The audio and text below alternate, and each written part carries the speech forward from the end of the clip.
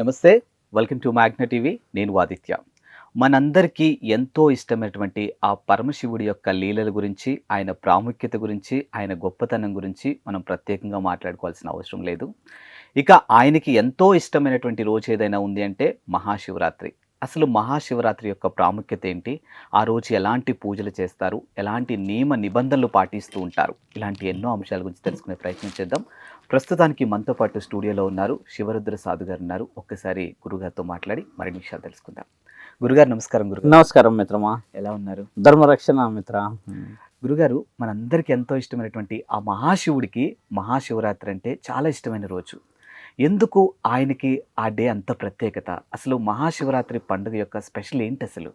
శివరాత్రి అనగానే యావత్ ప్రేక్షకులు మరియు భూమండలంలో ఉన్న ప్రతి జీవికి మీరు ముఖ్యంగా గమనించాల్సిన విషయం, అంటే మనం ఈరోజు స్టూడియోలో ఉన్నాం కదా అని చెప్పకూడదు, కానీ చాలామందికి చెప్పాల్సిన విషయం, శివరాత్రికి 2 నెలల ముందు నుంచే సందడి చాలా వివరంగా ఉంటుంది. చూడండి మీరు, అవును, యావత్ భారతదేశంలో పోయిన సంవత్సరం అంతా రాముడి హడావిడి, అయోధ్య మందిరాలు. ఈ సంవత్సరం అంతా మనకి బాగా చూస్తే సనాతన ధర్మ కార్యక్రమాలు మరియు కుంభమేళ విశేషమైన ఆలోచనలతో చాలా భక్తులు, లక్షల మంది అఘోరాలు, సాధువులు, అదొక పండగ వాతావరణం. ఒక 2 నెలల నుంచి యావత్ భారతదేశమే కాదు, భూమండలంలో ఎక్కడెక్కడెక్కడెక్కడ నుంచో ఉన్నవాళ్ళు, వేరే దేశస్తులు, విదేశీయులు, మైక్రోసాఫ్ట్ యొక్క అధినేత భార్యామణి వచ్చి సనాతన ధర్మాన్ని స్వీకరించి పేరు కూడా మార్చుకోవడం జరగడం లాంటి గొప్ప గొప్ప కార్యక్రమాలు చూస్తూ ఉంటాం. అయితే ప్రతి సంవత్సరం మీరు గమనించాల్సింది ఏంటంటే, డిసెంబర్ 31 అయ్యాక జాన్ ఫిబ్రవరి మంత్ నుంచి చాలా హడావిడి ఉంటుంది మనది.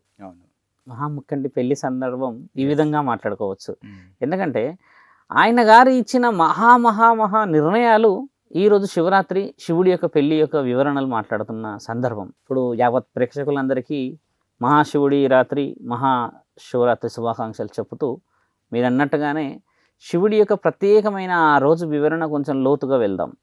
చాలామంది గురువులు, పురోహితులు, ఆధ్యాత్మికవేత్తలు చాలా శాస్త్రీయంగా మనకి కావాల్సిన దృక్పథాన్ని, అంటే మంచి భావాన్ని, పూజా నియమ నిబంధనల్ని చెప్పుకొచ్చారు.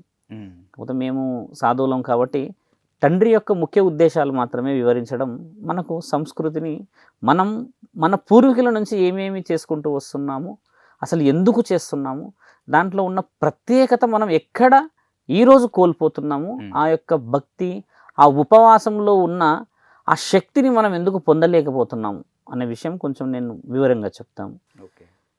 ఇక్కడ తండ్రి బ్రహ్మ విష్ణువులు ఇద్దరు అహం, అంటే ఏదైతే అధికారమైన స్థితి ఉంటుందో మిత్ర, దాని గురించి గొడవ పడుతూ ఉంటారు వాళ్ళిద్దరు. నువ్వు గొప్ప, నేను గొప్ప అనేది శాస్త్రీయంగా ఇది విషయం అందరికీ తెలిసిందే. కానీ వాళ్ళు ఎందుకు గొడవ పడతారన్న విషయం మనకు తెలియాల్సిన అవసరం ఇక్కడ. ఎందుకంటే ఒక సాధు లక్షణం ఏంటంటే స్వామి, ఎన్ని కష్టాలు వచ్చినా, ఎన్ని నష్టాలు వచ్చినా, ఇష్టాలు వచ్చినా కూడా ధర్మం వైపే నిలబడడం. అలా వీరిద్దరూ, బ్రహ్మ విష్ణువులు ఇద్దరు నేనంటే గొప్ప అని ఇద్దరు ఒకరినొకరు అనుకుంటున్న ఆ తరుణాన్ని మహాముఖంటి వచ్చి ఆ తగువుని తీర్చి వారి ఇద్దరిపైన స్థానాన్ని చూయించి ఒక మహానీయుడు. ఎలా చూయించాడు? అసలు బ్రహ్మ విష్ణువుల తగాదు ఏందనంటే, ముల్లోకాధిపతి, అంటే భూమండలానికి కానీ మొత్తానికి యావత్ ప్రపంచానికి మేము అధిపతులమని, వాళ్ళు సారథి, నేను సారథి అని అనుకుంటున్న ఆ తరుణాన్ని ఇద్దరు మాటల ద్వారా రుజువు చేసుకోలేక ఒక సందర్భం ఏర్పడుతుంది. విష్ణు మహానీయుడు పాల సముద్రంలో ఆదిశేషుపై పవనిస్తున్న సమయంలో బ్రహ్మ హంస మీద వస్తాడు. తండ్రికి హంసే వాహనం కాబట్టి వచ్చినప్పుడు విష్ణు మహానీయుడు లేవరు. మర్యాద క్లేశంగా మనం రండి అనడమో, లేకపోతే కూర్చోండి అనడమో, ఎప్పుడొచ్చారనడం, ఏదో ఒక పరామర్శ ఉంటుంది. అలా పరామర్శ ఉండని సమక్షంలో బ్రహ్మకి తీవ్రమైన కోపం వచ్చి, నేను పెద్దవాడిని, 5 తలలున్నాయి నాకు, నేను వస్తే నాకు మర్యాద ఇవ్వవా విష్ణువా, నీకు ఎంతటి అహంకారం అని. అంటే విష్ణు ఆలోచన ఏంటంటే, నేను పెద్దవాడిని కదా, నువ్వు నాకు రెస్పెక్ట్ ఇవ్వాలి, నేను పడుకుంటేంది కూర్చుంటేంది, నువ్వు వచ్చి నాకు హంబుల్గా రిక్వెస్ట్గానో లేకపోతే ఏదో విధంగా నువ్వు నన్ను ఆక్యుపెన్సీ తీసుకోవాల్సింది వదిలిపెట్టి నువ్వు నేను అని ఇద్దరు గొడవ శురువు అవుతాయి అక్కడ మాట. ఆ తరుణం తండ్రి ఏం చేస్తాడంటే, ఆయుధాలు విసురుకుంటారు. ఆ సందర్భం వాళ్ళ ఆలోచన, ఆయుధాలు విసురుకుంటాం ఇంకా అన్న అంత కోపం వచ్చేస్తుంది ఇద్దరికి. మాటల ద్వారా గెలవలేక ఇంకా చూసుకుందాం నీ ప్రతాపం ఏందో నా ప్రతాపం ఏందో అన్న గొడవ పెద్దగా పోతున్నప్పుడు వాళ్ళు ఆయుధాలు వేసుకునే ఆ సమయం వచ్చేసరికి ఇద్దరి మధ్యలో నుంచి అగ్నిస్తంభం వెళ్తుంది. అలా వెళ్ళిన తరుణం కూడా చాలామంది ప్రేక్షకులకు తెలిసిందే. ఆ అగ్నిస్తంభం అలా వెళ్ళడము, ఆ కాంతి, ఆ యొక్క వేడి, ఆ ఆవిర్భావాన్ని చూసి ఇద్దరు చాలా చాలా చాలా ఆశ్చర్యాన్ని వ్యక్తపరుస్తారు. అప్పుడు ఇద్దరు ఒక మాటకు వస్తారు, బ్రహ్మ విష్ణువులు ఇద్దరు, మీరు పైకి వెళ్ళండి, మేము కిందికి వెళ్తాం, ఇది ఎక్కడి నుంచి వస్తుందో కనిపెడితే వాళ్ళే గొప్పవాళ్ళు అని చెప్పి ఒక తరుణంలో హంస వాహనమై తండ్రి పైకి వెళ్తాడు బ్రహ్మ. ఆయన వాహనం హంసే కాబట్టి శ్వేత హంస రూపం అవుతాడు ఆయన. ఓకే. తర్వాత ఆయన శ్వేత వారాహమూర్తి అవుతాడు విష్ణు మహానీయుడు. ఇద్దరు పైకి కిందికి వెళ్తే ఎంత కిందికి వెళ్ళినా తండ్రికి దొరకదు విష్ణు మహానీయుడికి. తండ్రి పైకి వెళ్తాడు బ్రహ్మగారు ఏం చేస్తారంటే పైకి వెళ్ళేసి అక్కడ నుంచి కుసుమ మొగలి పువ్వు కింద పడుతూ ఉంటుంది, అక్కడ పైనుంచి జారుతూ ఉంటుంది ఆ మేఘాల్లో నుంచి. ఆ పువ్వుని అడుగుతాడు, ఓ కుసుమ, ఈ కాంతివంతమైన అగ్నిస్తంభం ఎక్కడి నుంచి వస్తుందో మీరు చూసారా?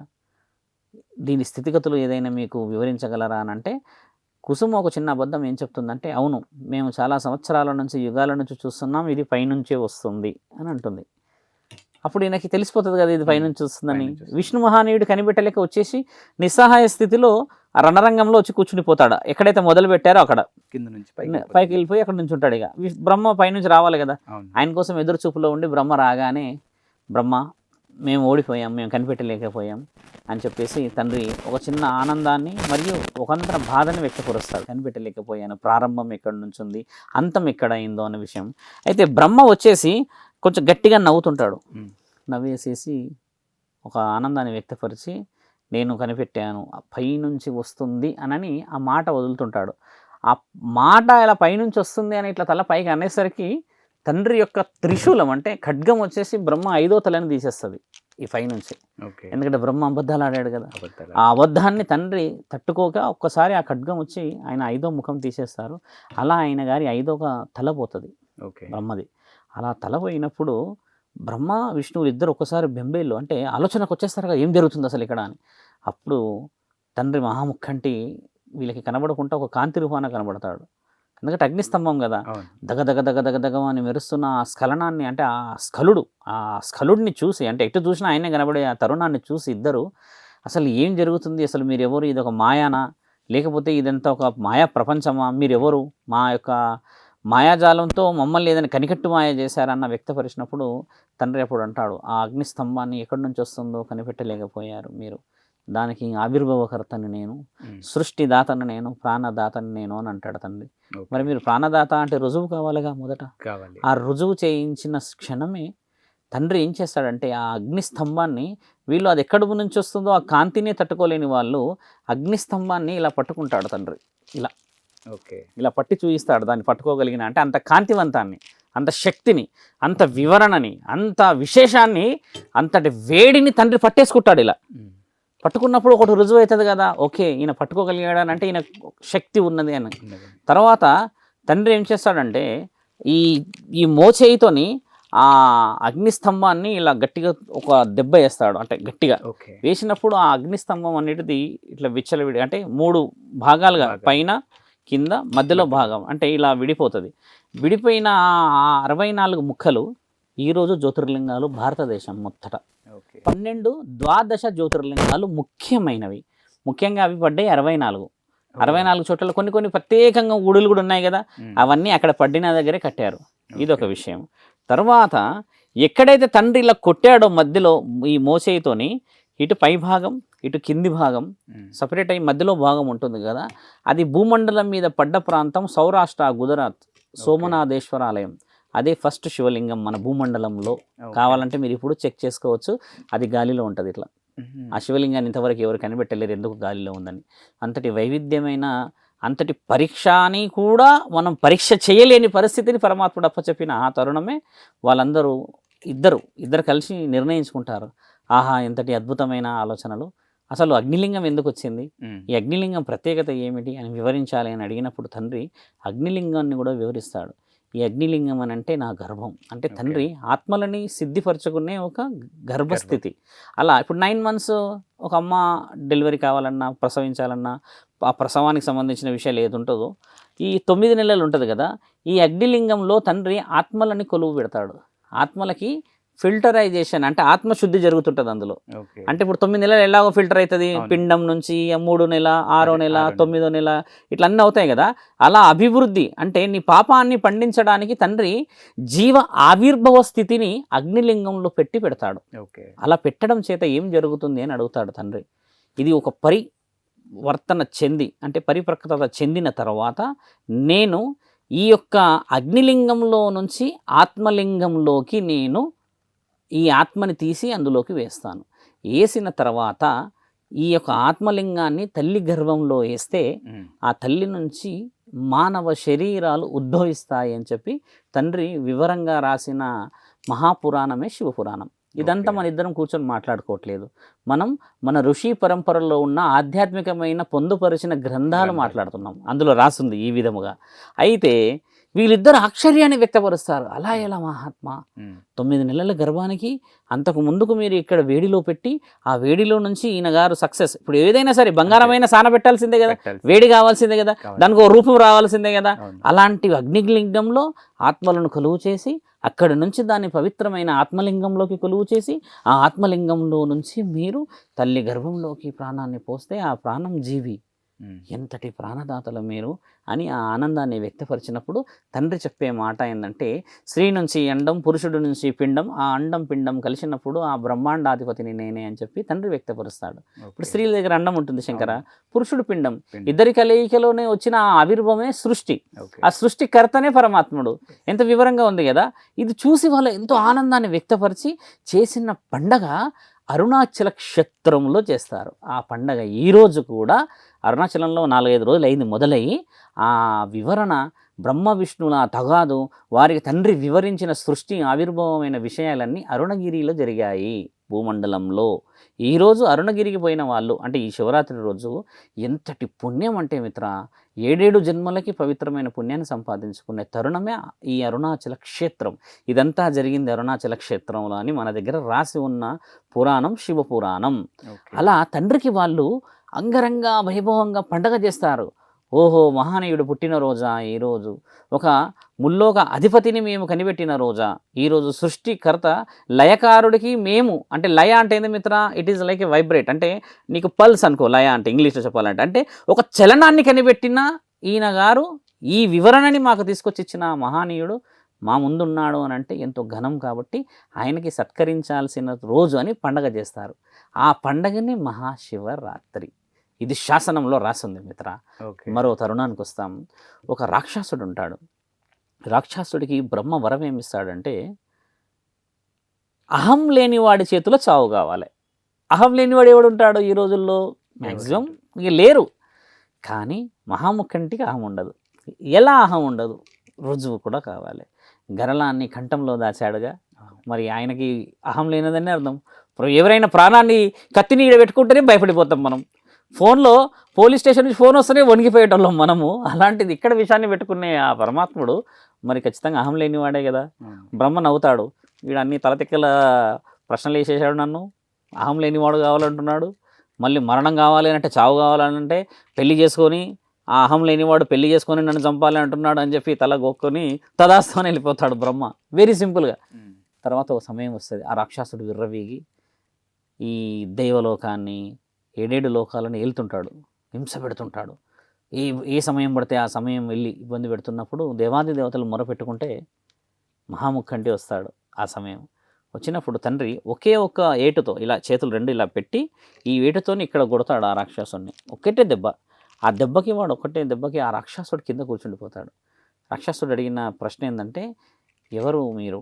మా గుండె పగిలినంత పని అయింది, మా ప్రాణం పోయే అంత భయం వేస్తుంది, మీరెవరు అని అన్నప్పుడు అప్పుడు చుట్టుపక్కల దేవాది దేవతలు అంటారు, నీలకంఠుడు మహాముఖంటి అని. అంటే ముఖంటి సరే నీలకంఠుడు, కానీ ఆయన ఎలా నీలకంఠుడు అని చెప్పినప్పుడు గరళాన్ని చూపిస్తారు. ఇక్కడ కర్కాటేశ్వరుడు, తండ్రి మెడలో ఉన్న సర్పం పేరు కర్కాటేశ్వరుడు జరిగితే అప్పుడు విషం కనబడుతుంది. ఆ విషయాన్ని చూసినప్పుడు ఈ ఆశ్చర్యం ఎలా పడతాడంటే, ఆహా, మా మరణం ఎంతటి మధురమా, ఒక అహం లేని వారి చేతుల్లో మరణం అని అంటే ఈ సృష్టిలో ఎవరూ లేరనుకున్నాను, కానీ విషాన్నే గొంతులో పెట్టుకున్నాడు ఆ పరమాత్ముడు.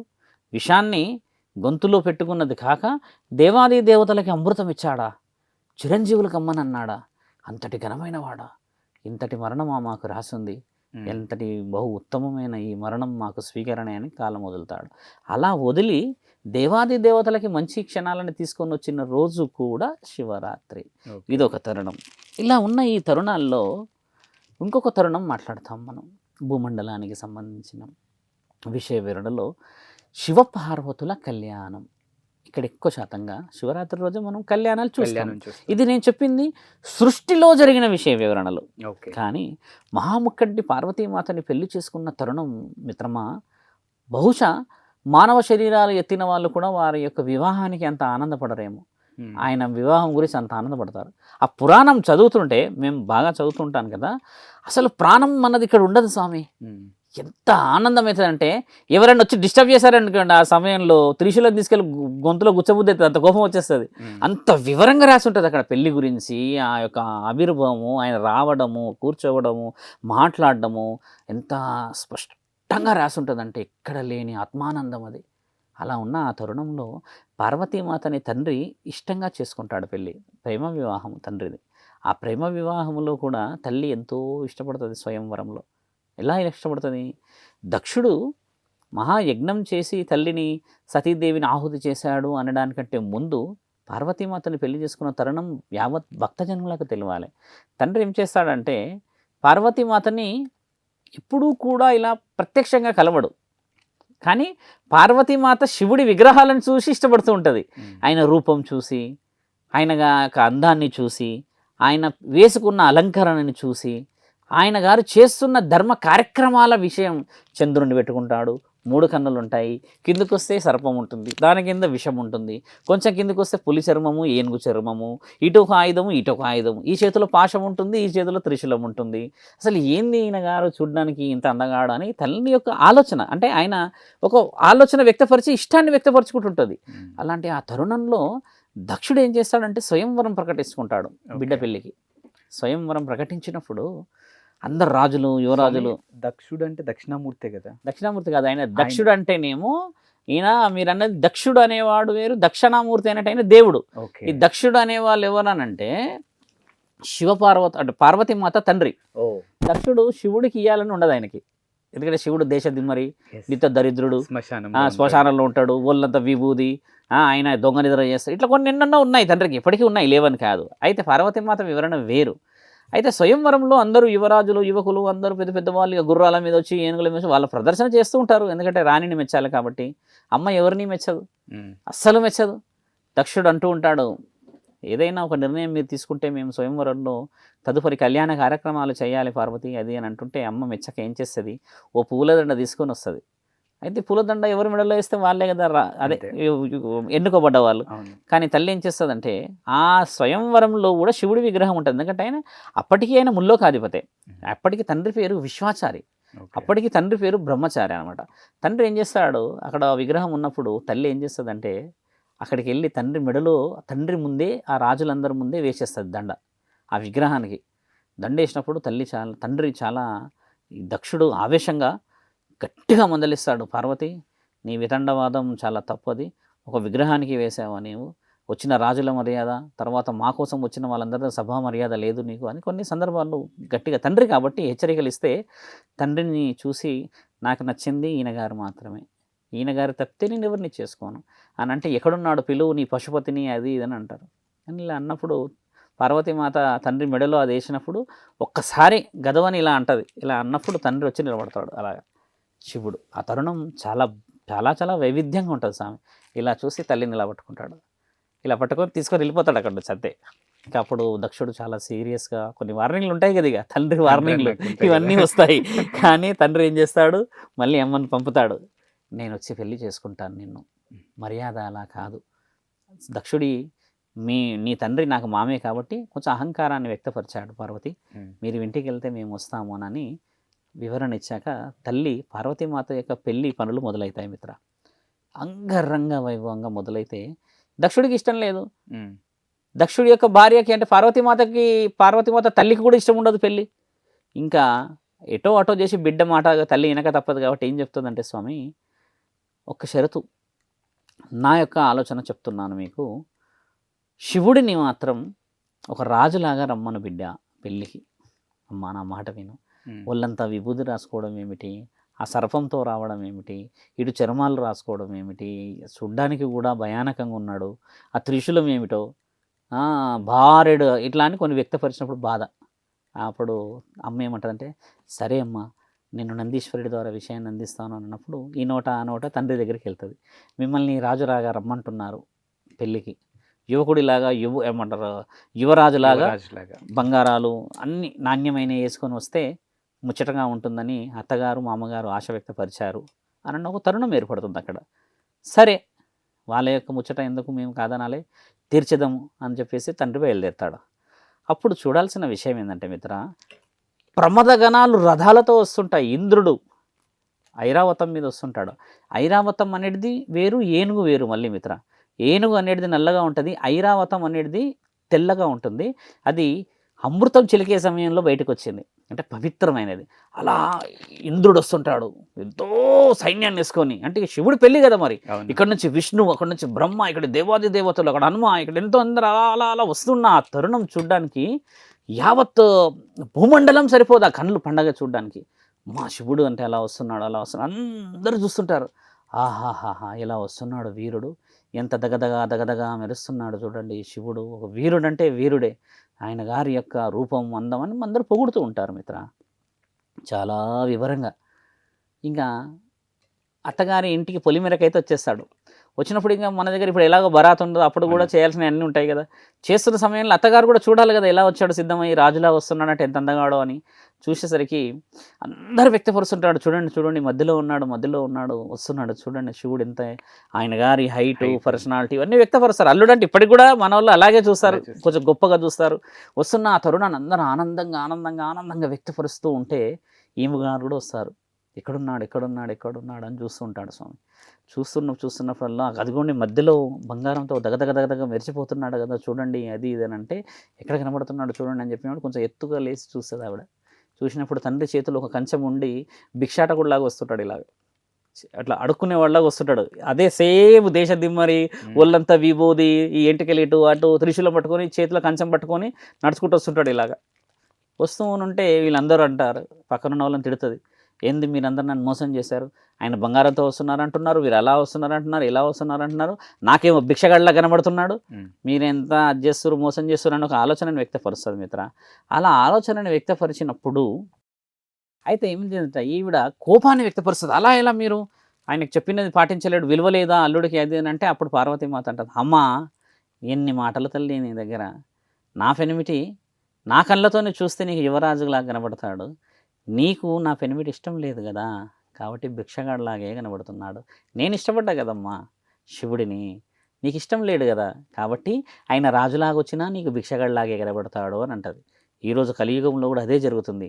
కూతురు ప్రేమించిన ప్రతి అల్లుడి పరిస్థితి ఏంటి, ఇక్కడ ఒక విలన్ లాగా కనబడతాడు, భిక్షగాడిలాగా. నువ్వు కూతుర్ని పువ్వులో పెట్టుకో, నువ్వు ఆకాశంలో పెట్టుకో, ఎలవా అంటారు. అదే అత్తగారు తెచ్చిన వాళ్ళు, ఆయన గారు ఎలా ఉన్నా సరే ఇక నెత్తిలో పెట్టుకొని మా అల్లుడు అసలైన ప్రపంచాన్ని రుజువు చేశాడు ఆయన. మనసులో స్త్రీ మనసులో ఉన్నవాడికే కదా నిజమైన కుటుంబం, బాధ్యత, సంసారం ఇదొకటి నేర్చుకోవాల్సిన సందర్భం అనుకోండి. అలా అని చెప్పి ప్రేమ వివాహాలు అలా లేవు. తండ్రి ఏం చేశాడు చూడండి, అప్పుడే పూలమాల వేసినప్పుడు తీసుకెళ్ళలేడు, ఇంటికి అప్పచెప్పి ఇంట్లో గౌరవంగా చేసుకున్నాడు. ఇది మన దగ్గర లేక కొన్ని విషయాలు కోల్పోతున్నాం అనుకోండి. అలా జరిగిన ఆ విషయ వివరణలో తండ్రి పెళ్ళి అయిపోతుంది మిత్ర. తండ్రి అంత అంగరంగ వైభవంగా పార్వతీమాతని పెళ్లి చేసుకున్న రోజు కూడా ఈ శివరాత్రి రోజు.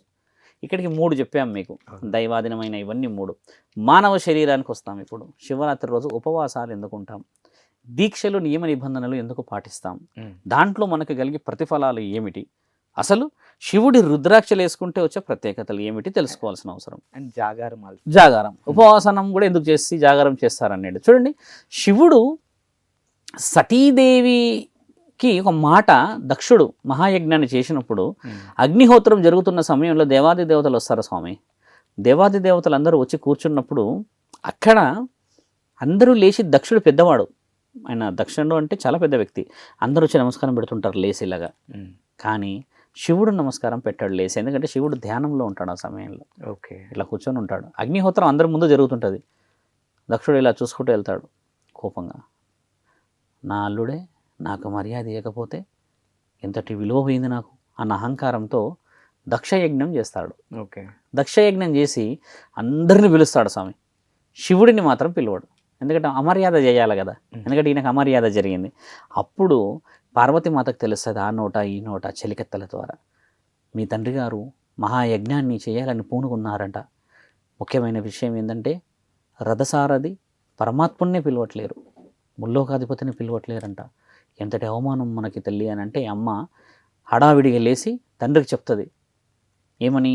దక్షుడు మా తండ్రి యజ్ఞాన్ని చేస్తున్నారంట, మిమ్మల్ని పిలవలేదు, బహుశా హడావిడిలో మిమ్మల్ని పిలవలేకపోయారేమో నాదా, నేను వెళ్ళి నాన్నకి గుర్తు చేసి వస్తాను, అల్లుడిని పిలవాలి అని అంటే తండ్రి కొద్దిగా నవ్వి ఏమంటాడంటే, పార్వతి పిలువని పేరంటానికి వెళ్ళకూడదు, దక్షుడు కావాల్సుకొని చేస్తున్నాడు కదా, మీరు ఆలోచన చేయాల్సిందే అని అంటే, లేదు లేదు మా నాన్న చాలా మంచివాడు, కూతురికి ఎవరికి తండ్రి మంచివాడు కదా.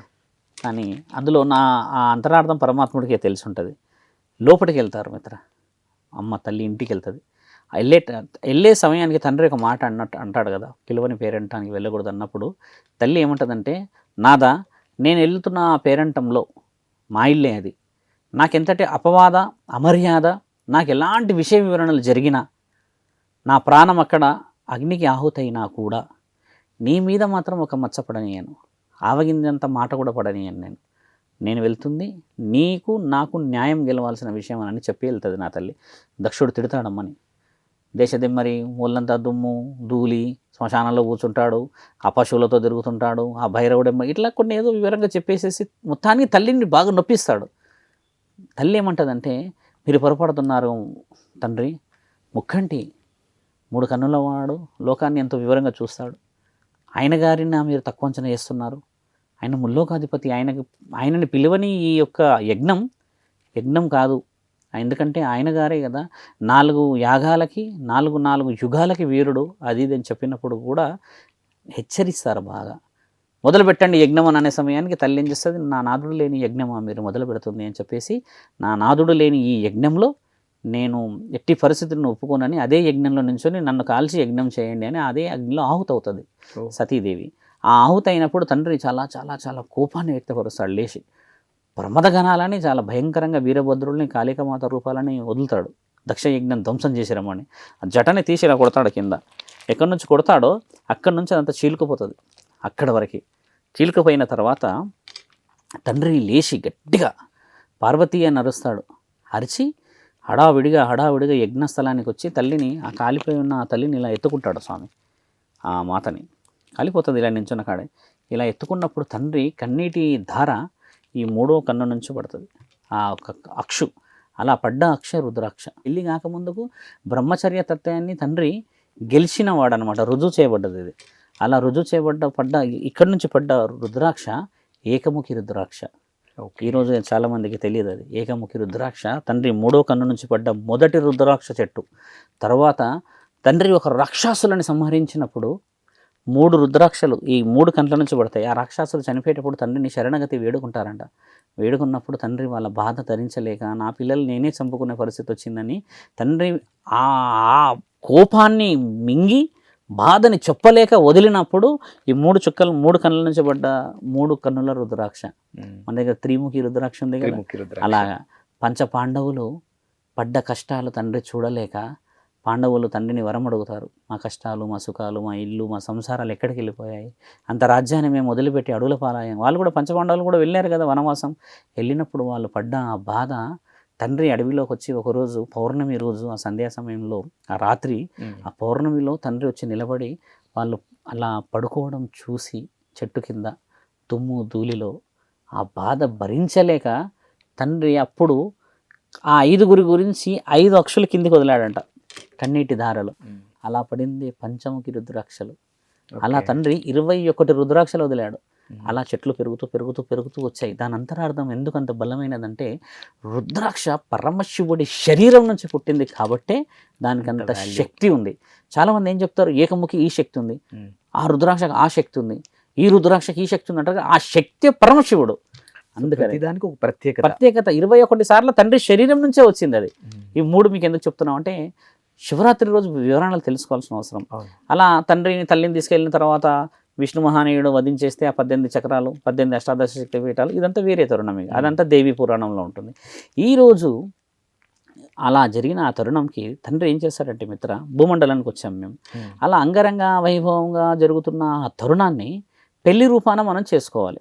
ఒక విషయం నేను దక్షుడిని ఎందుకు తీసుకొచ్చానంటే మిత్ర, ఇక్కడ ముఖ్యంగా చాలామంది తండ్రులకి తర్వాత పార్వతీమాత సతీదేవి ఎక్కడైతే ఆహుతి అయిపోయిందో ఈ వివరణ డీప్గా తెలియదు. మనం అదృష్టవంతులం ఏంటంటే మిత్ర, ఈ తతంగం అంతా జరిగింది ద్రాక్షారామం, మన ఆంధ్రప్రదేశ్లో ఉన్న ద్రాక్షారామంలో ఆ భీమేశ్వర ఆలయంలో జరిగింది. ఆ స్వయంభులింగం అదే, తల్లి ఆహుతి అయింది కూడా అక్కడే. దక్షుడు ఉన్నాడు ఆ ఊరే. దక్షుడు ఇప్పటికున్న ద్రాక్షారామం పేరు యాక్చువల్ ఏంటంటే దక్ష ఆరం, దాని పేరు దక్ష అరం అంటే ఏంటంటే ఆ దక్షుడు చేసిన యజ్ఞం ఆరంభించిన స్థలం అది ద్రాక్షారామం. రాను రాను రాను రాను చాలా మందికి ద్రాక్షారామం అంటే ఆ ద్రాక్ష పండుల ఉండి పండించే పంట పొలాలు అనుకుంటున్నారు. దక్షుడు చేసిన యజ్ఞం ఆరంభమైన ప్రాంతము ద్రాక్షారామం. అలా కొన్ని సంస్కృతి పడదు, అలా ఉన్న తరుణం అది ఎంత గొప్ప మనకి కదా. అలా తండ్రి పార్వతీ పరమేశ్వరుల పెళ్లి జరుగుతున్న తరుణంలో భక్తులకు అన్నిటికీ ఏమి ఇచ్చాడంటే, ఇన్ని 4 మాట్లాడిన దాంట్లో చూడండి తండ్రి యొక్క స్వార్థం ఎక్కడ కనబడలేదు, కానీ తండ్రి మనస్సు మాత్రం కనబడ్డది. అంటే ఎంతో బాగా గెలిచేలా చూయించాడు కదా. మానవ శరీరాల కిందకు వచ్చినప్పుడు మనం చేసే పెళ్ళి ఎలా ఉంటుంది తెలుసా మిత్ర?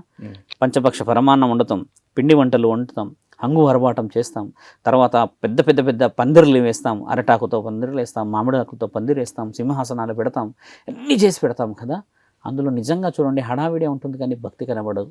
ఇదొక తరుణాన్ని వ్యక్తపరచాలి. మళ్ళీ తండ్రి ఏం చేస్తాడంటే, నా బిడ్డలు నా పెళ్ళి నిజముగా వ్యక్తపరిచి చేస్తున్నారా, నా బిడ్డలు నా పెళ్ళిని చాలా ఆనందంగా వ్యక్తపరుస్తున్నారా, నా తరుణాన్ని చూసి వీళ్ళ యొక్క భక్తిని పరీక్షించి భూమండలానికి వస్తాడు. కిందికి వచ్చి అప్పటికి శివుడి పెళ్లి జరుగుతూ ఉంటుంది మిత్ర, వివరంగా జరుగుతుంది.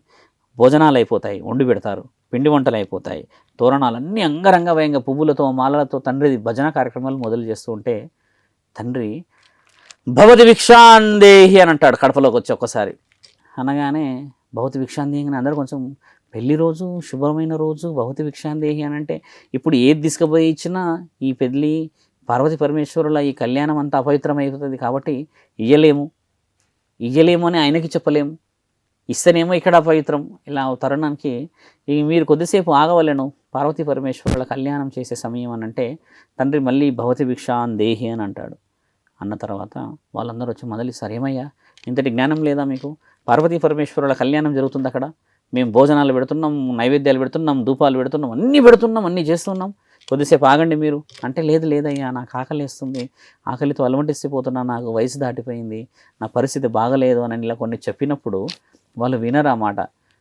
అప్పుడు ఆయన ఏమంటారంటే, తండ్రి మూడోసారి మీరు అంగరంగ వైభవంగా పార్వతీ పరమేశ్వరుల పెళ్లి చేస్తున్నారు, అందులో నుంచి నాకు ఒక బుక్కెడు బువ్వ తీసుకొచ్చి పెడితే మీ పార్వతీ పరమేశ్వరులు కళ్యాణం చేసుకోరా? మీరు కొంచెం నా కడుపు నింపితే, నిజంగా ఆకలైతున్నావు నా కడుపు నింపితే పార్వతీ పరమేశ్వరులు లేచి వెళ్ళిపోతారా? ఏమయ్యా మీరు చేస్తున్నది? విగ్రహాలకి మీరు భోజనాలు, నైవేద్యాలు, ధూప దీప ఇంకేదేదో ఏ కార్యక్రమాలు చేస్తున్నారే, మరి మీ తండ్రి మహాముఖంటి పార్వతీ పరమేశ్వరులు చెప్పలేరా నిజమైన ఆకలితో ఉన్నవాడికి అన్నం పెట్టాలని, నిజము సహాయంతో ఉన్నవారికి సహాయం చేయాలని చెప్పలేరా అని అంటే, ఆపండి మీ వితండవాదం, మీరెవరు అని ఇలా సహజంగా ఎవరో ఒకరు మందలిచ్చే గొడవలు అవుతాయి. అప్పుడు తండ్రిని తోసేస్తారు. ఎల్లెలవా ఎల్లు పెద్ద మా కథ చెప్తున్నావు, కథలు చెప్తున్నావు, చెప్పడానికి వచ్చావు ఈయనగారు అని చెప్పి కొంచెం హెచ్చరించిన తరుణం తండ్రికి బాధేస్తుంది. ఆకలితో ఉన్న వాళ్ళ కోసం అని చెప్పి సహాయం చేయమని నేను చెప్తే ఏ రోజు నేను స్వీకరించలేను. ఏదైనా శివలింగం ఇవ్వడం తిన్నదా మిత్ర? ఎప్పుడు తినదు, మన ఇష్టంగా పెడతాం అంతే. కానీ తండ్రి ఇచ్చింది ఏంటంటే అక్కడ పెడుతూ నాకు పెట్టిన పుణ్యమే కదా. అలాంటిది వదిలేసేసి మీరు హంగు హరబాటానికే విలువిచ్చారే కానీ నిజమైన ఆలోచన, నిజముగా ఆకలితో వచ్చిన వాళ్ళకి మీరు విలువియ్యలేరు అని చెప్పేసి మహాముఖంటి శాపం పెడతాడు. ఆకలితో వచ్చిన వాళ్ళకి కడుపును చూడలేని మీరు ఇదే మహాశివుడి కళ్యాణం చేసుకుంటున్న రోజు మీరు ఉపవాసం ఉందురు కాక, ఆకలి విలువ మీకు తెలుసును గాక, ఇదే నా ఆనా అని చెప్పేసి తండ్రి వెళ్ళిపోతాడు అక్కడి నుంచి. వెళ్ళిపోయిన తర్వాత ఏం జరిగింది అర్థం కాదు. ఒక వ్యక్తి వచ్చాడు, అడిగాడు, చేశాడు, వెళ్ళిపోయాడు. అప్పుడు ఆకాశవాణి వస్తుంది, పైనుంచి వినబడుతుంది గట్టిగా, ఓరోరి మానవులారా ఎంతటి దాష్టికానికి మీరు పూనుకున్నారు, వచ్చింది పార్వతీ పరమేశ్వరుడు అని కనిపెట్టలేకపోయారా, అర్ధనారీశ్వరుడు వచ్చాడని కనిపెట్టలేకపోయారా, మీలో ఉన్న భక్తిని, మీలో ఉన్న ప్రేమానురాగాలని నిజముగా చూయించండి అని అంటే మీరు ఆకలితో వచ్చిన వాళ్ళని కడప దాటనీయకుండానే కడప బయట నుంచి పంపించేశారా? ఎంతటి పాపానికి మీరు పూనుకున్నారు, అనుభవిస్తురుగాక అని చెప్పేసి వెళ్తే వీళ్ళంతా వచ్చి అక్కడ పొలిమేర మీద ఏడుస్తారు. అయ్యో తండ్రి వచ్చి వెళ్ళిండంట, మేము చూడలేకపోయాం, మేము మాట్లాడలేకపోయాం, తండ్రి ఆశీర్వాదం తీసుకుంటే మాకెంత పుణ్యం ఉండేదో ఎవరికైనా కలిగే బాధ. అవును. కానీ గుర్తుపట్టలేకపోయారు. అంటే ఇక్కడ భక్తి లోపించినట్టేగా. అలా తరుణంలో ఈ రోజుకి కూడా శివరాత్రి రోజు ఉపవాసం ఉంటాము, తండ్రి పెట్టిన శాపాన్ని పాటిస్తున్నాము. ఓకే. అయితే ఈ శాపంలో మన వాళ్ళు ఏం చేస్తారంటే ఆ రోజు ప్రత్యేకించి శివరాత్రి రోజు శివుడికి అన్నంతో అభిషేకం చేస్తారు. మీరు వెళ్ళి చూడవచ్చు గుడిల్లో. మొత్తం శివలింగాన్ని అన్నంతో నింపేస్తారు. ఇట్లా మొత్తం నింపుతారు అన్నం. ఎంత నింపేస్తారంటే మళ్ళీ వస్తాడేమో ఆకలి అని చెప్పేసి అది ఇంకా పాటిస్తున్నారు. ఇప్పుడు మీరు అన్న దాంట్లో జాగారణ ఎందుకంటే మిత్ర, ఏమో మనం 9 గంటలకే పడుకుంటాం, 10 గంటలకే పడుకుంటాం, డోర్ వేయగానే మళ్ళీ భవతి భిక్షాందేహి అంటే ఇది మనలో తెలియదు కదా. అందుకని ఆ 12 గంటల వరకు జాగారణ మన ఋషులు మనకు అందించిన మహాశక్తి స్వామి. ఇదంతా ఎంత వివరంగా ఉన్నాయి చూడండి. ఇవి వదిలేసేసి మనం ఏం చేస్తాం చూడండి. ఇప్పుడు నేను చెప్పాల్సింది ఒక సాధువులాగా ఏంటంటే ఈ శివరాత్రికి మనందరం పూనుకోవాలి. నిజంగా ఆకలితో ఉన్న వాళ్ళకి అన్నం మన దగ్గర ఉన్న జీతాలు ఎంతో వచ్చే మిత్ర, ఖచ్చితంగా అయితే పండగ రోజు చేస్తాం కదా, 10 మంది 10 చేతులు వేసి. అది వీధిలో కాకుండా నిజంగా ఆకలితో ఉన్న వాళ్ళ ఊర్లోకి, అంటే ఆ రోడ్డులో అక్కడెక్కడ ఉన్న వాళ్ళకి వెళ్ళి పెడితే మిత్ర, ఒకసారి కళ్ళు మూసి తెరిచి చూస్తే పక్కన పరమశివుడే తింటుంటాడు. అదే ఆయన కోరింది. ఇలాంటి మహాశివరాత్రిని మనకు అందించిన ఆ మహానీయుడికి నీవు ఏం చేసి ఆ మహాశివరాత్రి చేయగలవు? మనస్సాక్షి ఇచ్చి మాత్రమే చేయగలవు. మనసు ఇచ్చి మాత్రమే చేయగలవు. మనసు పరమాత్ముడిని గెలిచి ఆయన ఆశీర్వాద బలాన్ని పొంది అన్నదానాన్ని, అంటే అన్నం పరబ్రహ్మ స్వరూపం అనేది తండ్రి అన్నపూర్ణమ్మ తన శరీర భాగంలో సగానికే ఇచ్చిన ఆయనకి మనం అన్నం పెట్టగలమా? బాగా గుర్తుపెట్టుకోండి. అభిషేకాలు, ఆయన గారు అభిషేక ప్రియుడు. గంగతో, పాలతో, నెయ్యితో, తేనెతో, పెరుగుతో ఎన్నో చేస్తాము కదా. గంగనే నెత్తి మీద పెట్టుకున్న వారికి నీవు ఏ అభిషేకం చేయగలవు మిత్ర? ఆయనకు నువ్వు చేయాల్సింది ఏమీ లేదు మిత్ర. ఆయననే అన్నీ ఇచ్చాడు. అడిగింది ఏం తెలుసా? మనల్ని ఆయన వెనక్కి తిరిగి చూసి మనస్సాక్షి అడిగాడు, ధర్మం అడిగాడు, న్యాయం అడిగాడు, పుణ్యం అడిగాడు, నిజముగా అవతలి వ్యక్తి అవసరం ఉంటే తీర్చమని అడిగాడు. ఇదే అడిగాడు. అంతే కదా స్వామి. ఇవన్నీ వదిలిపెట్టిన మనం ఏ రాత్రి చేస్తున్నాం గుర్తుపెట్టుకోండి. ఈరోజు we're playing shuttles, we're playing carrom boards, we're playing something in DJ, we're dancing, movies, whatever it be. But ఒకసారి శివపురాణం వినడానికని మనం గుడికి వెళ్ళలేమే. ఆ రోజంతా కూర్చొని శివపురాణం విందాం. మొత్తుకుంటున్నారు స్వామి పురోహితులు, ఎవరు రావట్లేరు భక్తులు అని. కొంతమందే వస్తున్నారు. ఊరూరా పండగ చేస్తే ఒక్కసారి డీజే సాంగ్స్ బదులు డీజే లాంటి సౌండ్లు పెట్టి శివపురాణం వింటే అప్పుడు దిగడా నా తండ్రి నా కళ్యాణం ఇది అని. ఇది కావాలి కదా, ఇది కోల్పోతున్నామే. అది కోల్పోవడం చాలా తప్పది. ఇప్పుడిప్పుడే మార్పు మొదలైంది. అందరం జై శ్రీరామ్ అంటూ ఉన్నాం, అలాగే హరహర మహాదేవ్ అంటున్నాం. కాబట్టి ఈ మహాశివరాత్రి రోజు మంచి అవకాశాలు చాలామంది ఉపయోగించి కొంతమందికైనా సహాయం చేసే ఆ మార్గం ఉంటే ఆయన మా అందరికీ సహాయం చేస్తారని కోరుతూ, యావత్ భక్తజనులకు మరియు మీ ఛానల్ వాళ్ళందరికీ కూడా ఈ మహాశివరాత్రి రోజు మంచి జరిగి మరో మహాశివరాత్రిలోపు మంచి మంచి అనుభూతులను మీరు పొంది అష్టైశ్వర్యాలను నా తండ్రి తెచ్చిన ఆ కంచంలో మీ అందరికీ ఇవ్వాలని కోరుతూ, భక్తులందరికీ ఈ యొక్క మహాశివరాత్రి శుభాకాంక్షలు తెలుపుతూ మీ యొక్క శివరుద్ర సాధు. మహాశివరాత్రి గురించి ఇంత చక్కని వివరణ ఇచ్చినందుకు థ్యాంక్ యూ అండి. Thank you so much. And మీకు కూడా మహాశివరాత్రి శుభాకాంక్షలు. ఎస్, చూశారు కదా మహాశివరాత్రి యొక్క ప్రత్యేకత, ఆయనకున్నటువంటి లీలలు కానీ, అబ్బో అసలు చెప్తుంటే వింటుంటే కూడా నిజంగా ఏదో ఒక తెలియని అనుభూతి. సో ఈ అనుభూతిని మీరందరూ కూడా పొందుతారని మనస్ఫూర్తిగా కోరుకుంటూ, వన్స్ అగైన్ మ్యాగ్నా టీవీ ప్రేక్షకులందరికీ కూడా మహాశివరాత్రి శుభాకాంక్షలు.